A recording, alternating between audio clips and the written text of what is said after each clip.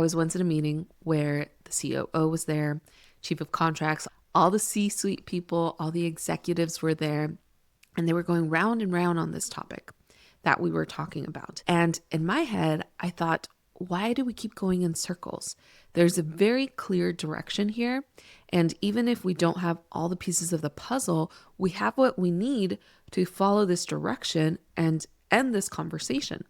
And I knew exactly what needed to be done. I knew what would help clarify all of these muddling, circling thoughts that everyone was having. And then I thought, I need to say it out loud. I felt my heart rate go up, my face go red, hands start shaking a little bit, even though I've been in this role for years, decades. And I thought, okay, let me just let them finish this conversation and then I'll bring it up. And then someone else started talking and the moment passed. And in reality, there was no clarity. There was no action forward in the last conversation. And I knew that it was going to come back in the next meeting or in execution where no one has a clear idea of how we're going to move forward. But instead of stopping and saying, hey, before we move on, can I just try to clarify this for everyone? I didn't. I just let it happen. And I knew what was going to happen after this because I didn't speak up, because we didn't clarify this point. I could already see the future, how many discussions we're going to have, how much time was going to be wasted because no one clarified this point, and I made no effort to speak up. So then I walked out of that meeting and I said nothing. On my way back to my office, I had a very, very similar and often conversation that I do with myself. Why didn't you speak up? Even if they disagreed, even if they dismissed it, at least you said what you had to say out loud. And not sitting here with the doubts that maybe what you had to say could have helped everyone. You always do this. And even though you've gotten so much better at it, still you get into that next level and it happens to you again. This is me talking to myself. But if you have had a similar conversation with yourself, if you know exactly what it feels like to have something valuable to say and choose silence anyway, then this video is for you. Here's what most advice about speaking up in meetings sounds like. And I know this because it's advice that I've given myself. Come to the meeting prepared. Know what the meeting is about and come to it prepared beforehand. Have talking points prepared. Try to arrive early and get comfortable with the people so that you're able to have small talk with them beforehand. And start small. Start with saying something small. Use phrases like building on what Sarah said. Or even start with questions instead of full-blown opinions and suggestions.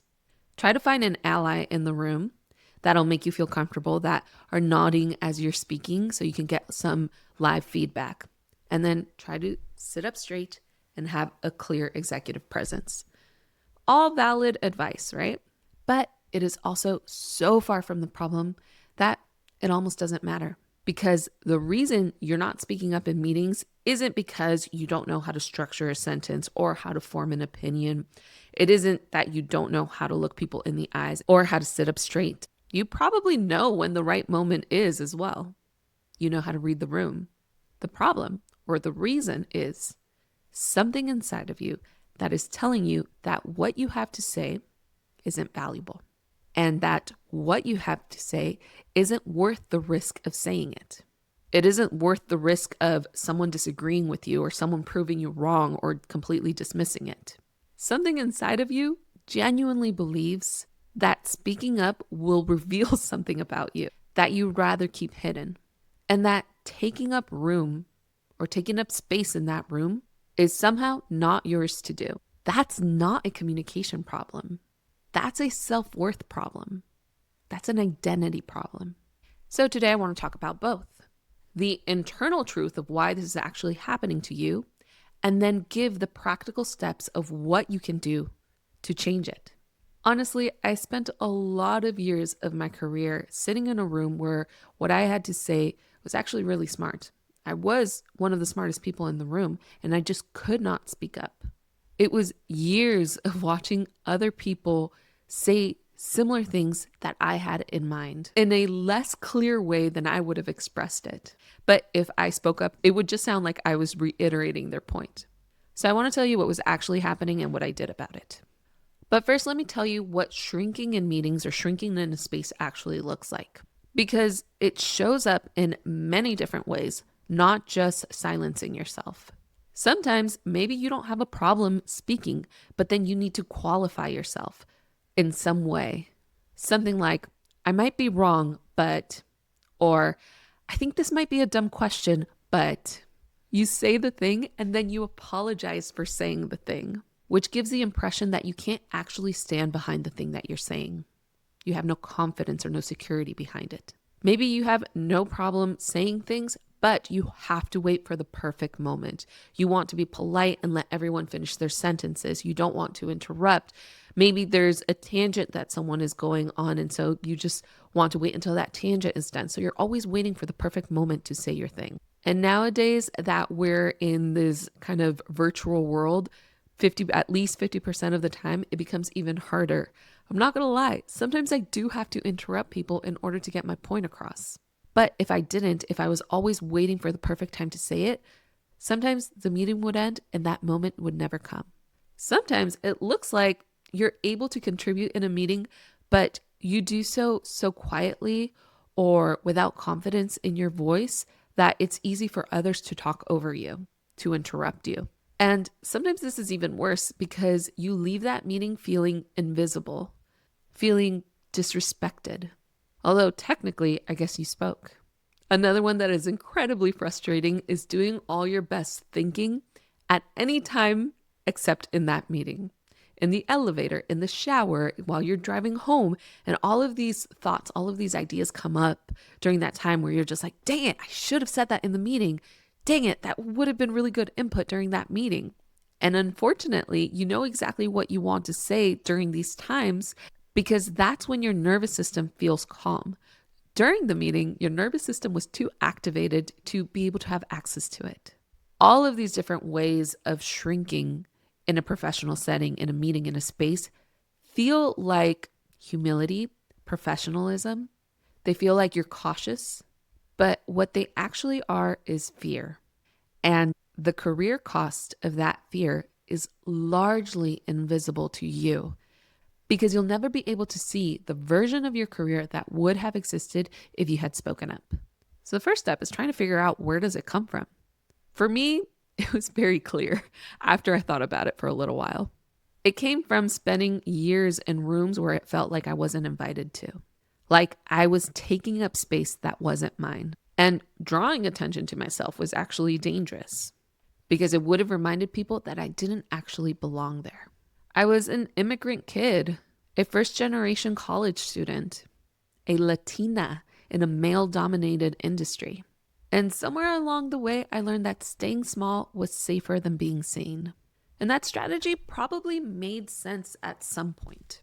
But it no longer made sense as I grew in my career, as I grew into leadership positions. Unfortunately, long after it wasn't true, I kept bringing that pattern with me into conference rooms, into meetings, into discussions. Even though I obviously now belonged in that room, I had the credibility, I had the experience, I had the degrees, I knew I belonged in that room, but my nervous system didn't know.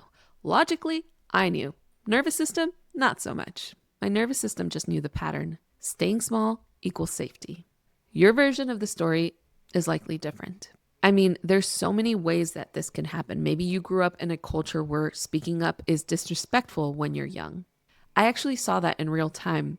When I traveled to Kenya, I actually saw an elder tell a younger person to not speak during a, conversation that everyone was having around a bonfire, or that he shouldn't be there. I actually remember that distinctly, but that was part of their culture.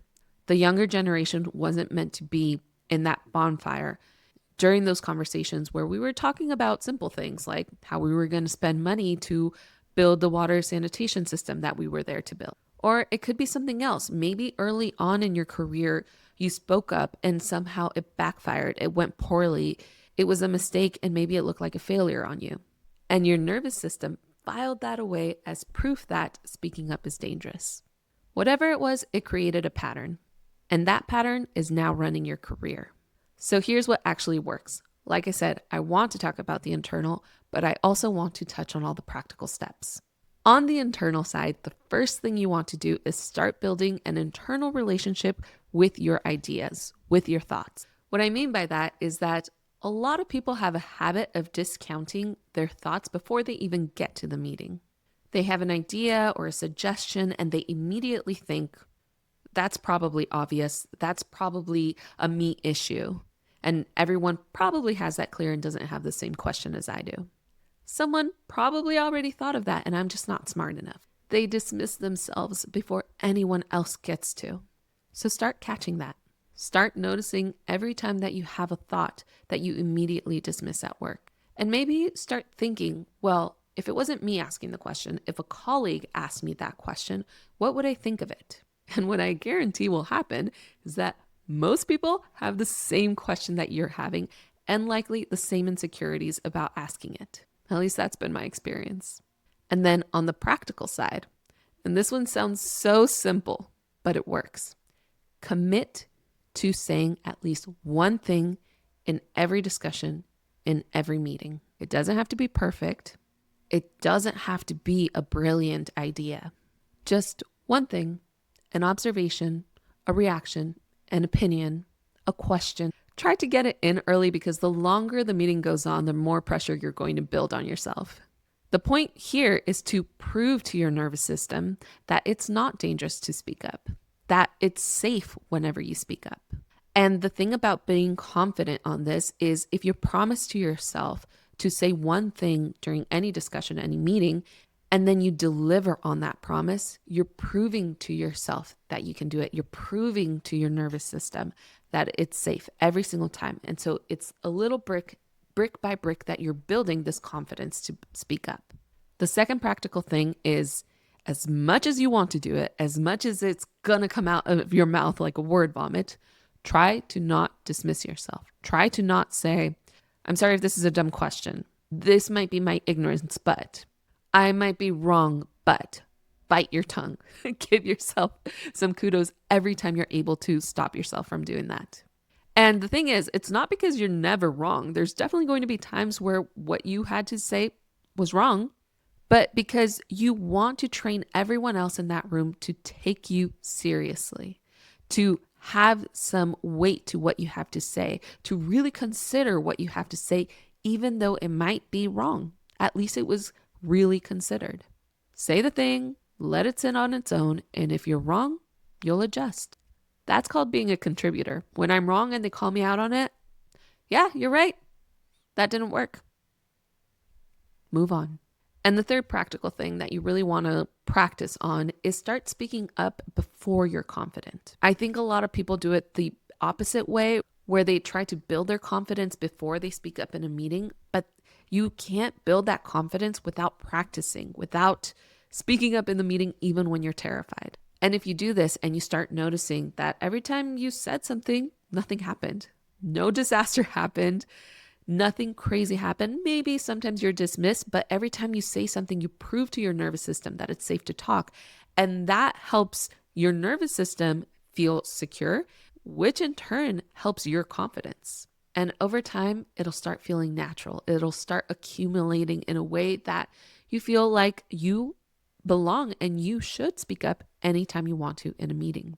So right now, it might feel like not speaking up feels safe, and just saying, yes, I'll do that, taking notes during meetings is the safest option, but it's actually costing you a lot in your career, especially if you're the type of person who's looking to go into leadership roles, who's looking to go to their next level in their career. Subscribe if you want to keep going on this because we go into so much deeper in this channel. Go watch my imposter syndrome video next because a lot of what we're talking about is connected to it. I hope you like this video and I'll see you in the next one. Bye everyone.